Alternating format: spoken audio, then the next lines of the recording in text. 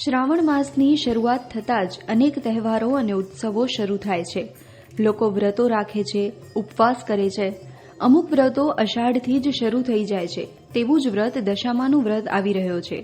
આ વ્રત ક્યારથી શરૂ કરી ક્યારે પૂર્ણ કરવામાં આવે છે, સાથે આ વ્રતની ઉજવણી અને તેના મહત્વ વિશે કથાકાર જયેશભાઈ વ્યાસ પાસેથી જાણીએ. જય મહાદેવ.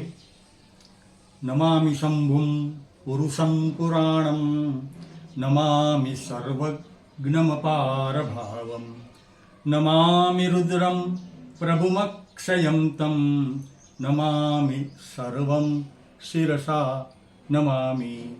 અલગ અલગ પ્રકારના વ્રતોમાં જોવા જઈએ તો અષાઢ મહિનાથી ચાલુ થતું જે વ્રત છે એ દશામાનું વ્રત છે. આ દશામાનું વ્રત શ્રાવણ માસમાં પણ પૂરું કરાય છે. અષાઢ વદ અમાસથી તે ચાલુ થાય છે અને તે શ્રાવણ માસના દશમને દિવસે પૂરું થાય એટલે 10 દિવસનું વ્રત હોય.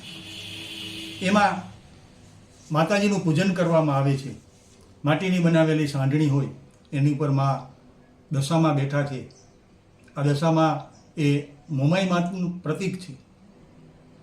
એમ કહેવાય છે કે દશામાનું વ્રત કરવાથી મનુષ્યની જો કોઈ દશા ચાલતી હોય અથવા ખરાબ દશા ચાલતી હોય તો એ દશા દૂર થાય છે અને માતાજીની કૃપાથી એને ત્યાં પુનઃ સુખ શાંતિ આવે છે.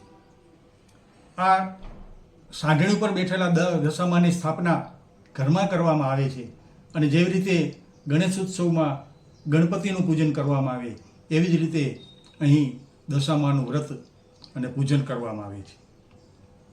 દશામાના પૂજનથી જે ભક્તિ જે છે એનાથી માતાજી પ્રસન્ન થાય છે અને પોતાના ભક્તો ઉપર કૃપા કરે છે.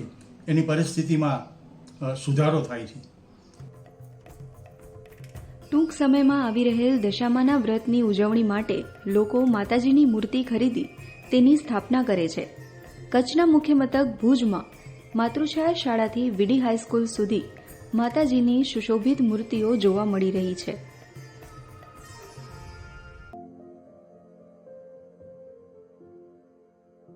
દશામાની મૂર્તિની સાથે માતાજીની ચૂંદડી અને માળા પણ લોકો ખરીદી કરી રહ્યા છે.